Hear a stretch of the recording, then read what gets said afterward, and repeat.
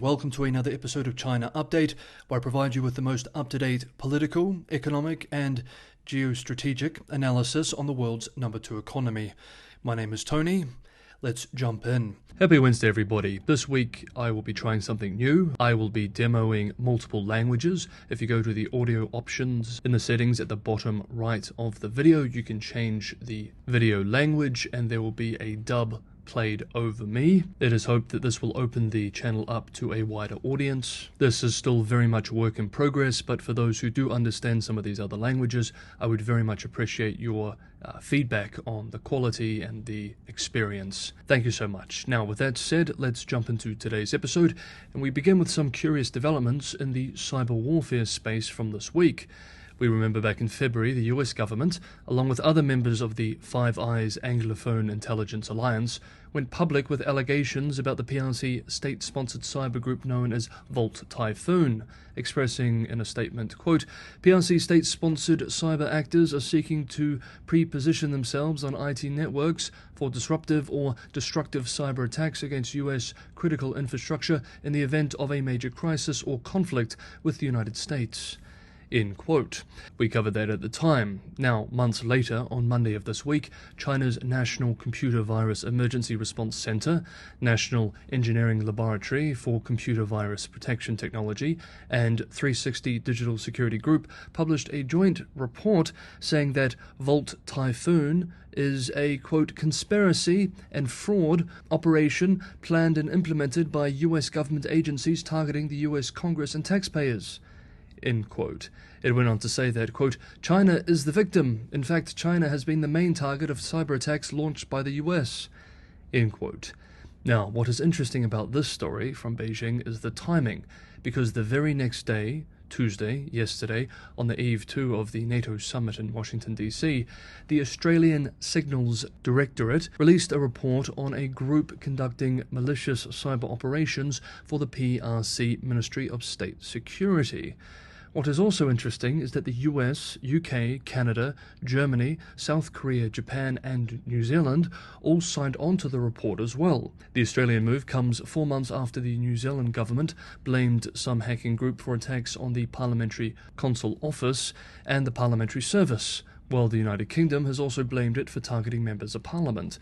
Did Beijing know this was coming and try to get ahead of the story, or is the timing just a coincidence? Let's examine some of the report and its allegations. Quote, we assess that this group conduct malicious cyber operations for the PRC Ministry of State Security. The activity and techniques overlap with the groups tracked as Advanced Persistent Threat 40, APT-40, Kryptonite Panda, Gangham Typhoon, Leviathan, and Bronze Mohawk in industry reporting.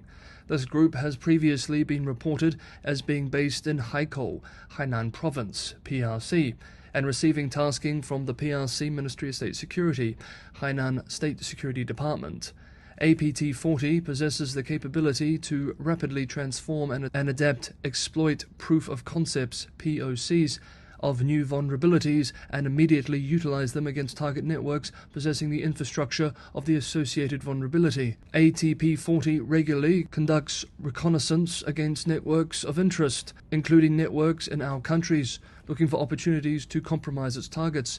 This regular reconnaissance postures the group to identify vulnerable, end-of-life or no longer maintained devices on networks of interest, and to rapidly deploy exploits.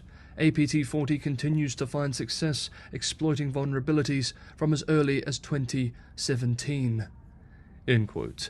This report and its policy recommendations have brought together not only the Five Eyes, but also Japan and Korea in East Asia, and Germany in Europe. A significant move. As the US-based Wall Street Journal observes today, quote, the warning marked the first time South Korea and Japan joined with Australia in attributing malicious cyber activity to China. It was also the first time that Australia, which has been reluctant to point the finger at China, its largest trading partner, led such an effort. End quote. In a statement yesterday, Australian Foreign Minister Penny Wong expressed, quote, we have always said we engage with China without compromising on what is important for Australia and to Australians. This government is increasing Australia's diplomatic, economic and defence engagement with Japan and Korea, as well as with Southeast Asia and India, with the Quad and through AUKUS. It is all part of our work to make Australia stronger and more influential in the world, and to keep Australians safe." End quote. Beijing, of course, is not happy with this report. Yesterday, soon after its publication, the PRC Foreign Ministry spokesperson expressed, quote, "We are firmly opposed to such repeated hypes about so-called Chinese cyber attacks aimed to smear and frame China on cybersecurity. Just yesterday, we stated China's position on the US disinformation campaign against China, in which the US frames China for being responsible for Volt Typhoon. And within 24 hours, this report about Chinese cyber attacks appeared. Such coincidence makes people wonder if a certain country is acting behind the scenes to divert attention. We urge relevant parties to open their eyes and make the right judgment, rather than serving as the cat's paw at their own expense." End quote. Next up, let's briefly note two important developments related to Chinese economy. Yesterday, Tuesday, Premier Li Qiang held a symposium with economists, business people, and entrepreneurs to discuss the state of China's economy. Commentators argue that this is likely part of preparatory work for the July Politburo meeting, which is typically very economics-focused. One of the statements getting a lot of attention from Li is, quote, "It should be noted that the factors affecting economic growth are more complex than before. We must analyze the situation realistically, recognize achievements, and not shy away from problems, making scientific decisions. We must implement macro policies well, continue to exert efforts, and form a synergy to achieve the expected economic development goals for the year." End quote. Now, that was a lot of bureaucratic speak, but in the language of top Beijing officials, this is very much another signal that Beijing leadership is deeply concerned for the economy. And some argue it could be seen as a signal of more supportive policies coming. We will need to see. The next quick economic story to cover today is Chinese financial media outlet Caixin reports that, quote, "A staggering 315 Chinese companies have withdrawn their initial public offering IPO applications so far this year, with more than 100 pulling out in June alone." End quote. The outlet explains that the withdrawals followed the release of the National 9 Articles policies, which have led to stricter listing standards on the Shanghai and Shenzhen exchanges since the 30th of April. The new standards require that a company seeking a listing on the main board reports a net profit of at least 100 million yuan, $13.75 million in the past year, while those seeking listing on the growth enterprise market, known as the GEM, need to show a net profit of 60 million yuan. Quote, "Facing tougher benchmarks, companies not meeting the criteria have opted to withdraw their application. In addition, increased penalties on brokerages and investment banks have led to stricter internal controls within security companies, adding to the IPO withdrawals." End quote. According to Caixin's calculation, as of July 8th, there were 184 companies on the IPO queue, down from 389 on February 7th. Next up, an excellent new report on a significant shift in popular sentiment in China regarding the causes of economic inequality and the implications for policymakers. But just quickly, if you're getting some value from today's episode, I have a huge favor to ask. That is simply to like, and if you have not already, and you do find yourself watching some of these episodes, subscribe. Sharing is a big help too. This keeps the algorithm happy and is the only way this channel can be shown to new people. It's just me making these episodes every day, and your support allows me to keep producing these episodes free and open for all 6 days a week. Thank you so much, everybody. Next up, a new report from US-based Center for Strategic International Studies by Martin K. White and Scott Rozelle, who wrote the excellent Invisible China book, which we have reviewed on this channel, was published this week. The report, based on survey work, shows how Chinese views of inequality have changed from 2004 through to today. A popular view which could have significant political implications. The report is called, "Is it Me or the Economic System Changing Evaluations of Inequality in China?" And we end today's video by quoting selected excerpts of the report directly. "In the 1990s and 2000s, as China turned away from state socialism to market reforms, the country grew quickly, but inequality also expanded rapidly.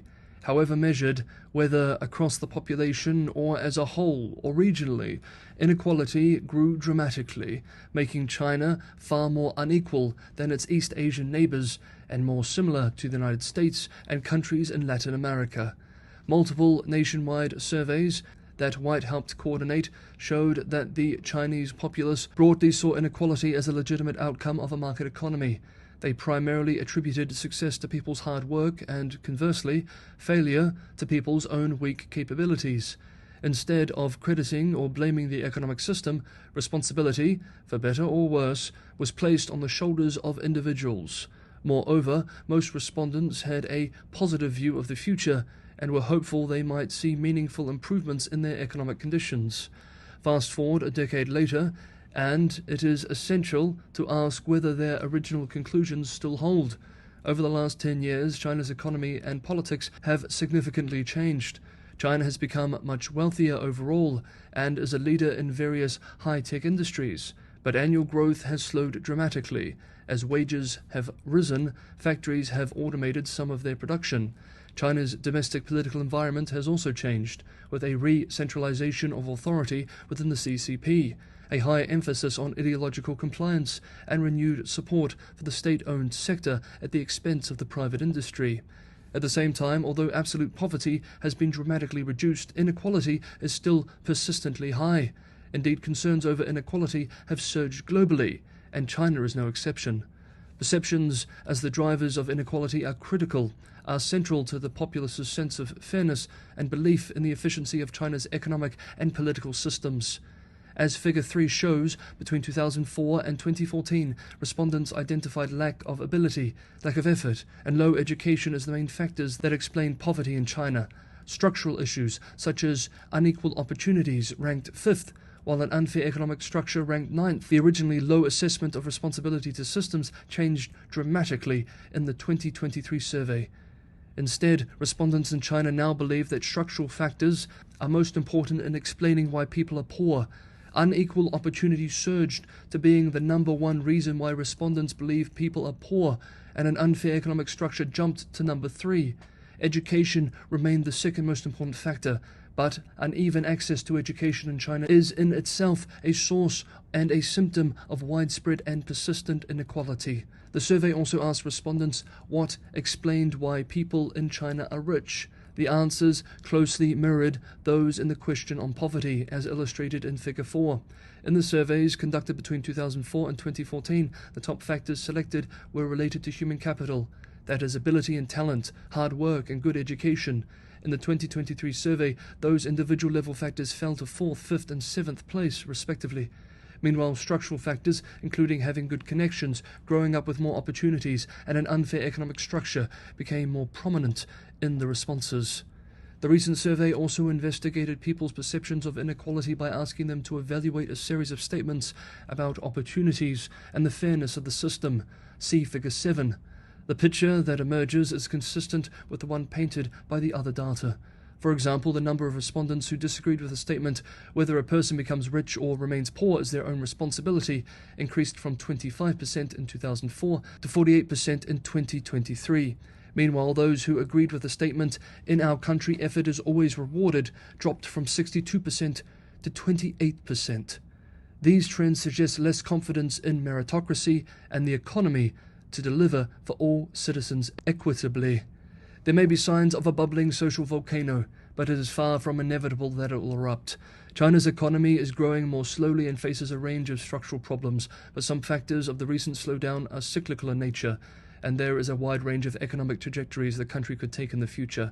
The right kind of policies that effectively harness the potential for growth and address concerns about inequality could generate a reduction in perceptions of inequality and unfairness, and greater population optimism about the future. The Chinese government's intensive attention to common prosperity at least reflects an awareness that their standing in the public's eye is heavily shaped by perceptions of whether the economy benefits everyone. As China nears the third plenum of the 20th Party Congress, there are indications that there could be significant reforms related to factors shaping growth and inequality, including taxation, local government finances, the housing market, education, the residency system, and the social safety net, in addition to upside economic scenarios that could lead to improvements in popular views, even if the economy does not dramatically bounce back and levels of dissatisfaction are more persistent. Directly protesting and challenging the system seem unlikely because of the high risks of such behavior. Instead, more likely are continued signs of passive resistance that are already visible, including lying down, not working hard, and lying low, continuing one's activities but trying to avoid attention. Another is leaving, with a proportion of elites trying to move themselves, their families, or their assets abroad. The findings from these surveys point to an overall challenge for the Chinese government in the coming years, as it works to rebuild confidence in the country's ability to produce opportunities for all and develop a revised social contract acceptable to the populace. Although more research needs to be conducted to identify all the drivers at play and the various potential implications, the trends need to be monitored closely and could shape policy by central and local authorities in the coming months and years. Okay, that is today's episode of China Update. Thank you so much everybody for watching. Have a good Wednesday, and I will see you all tomorrow.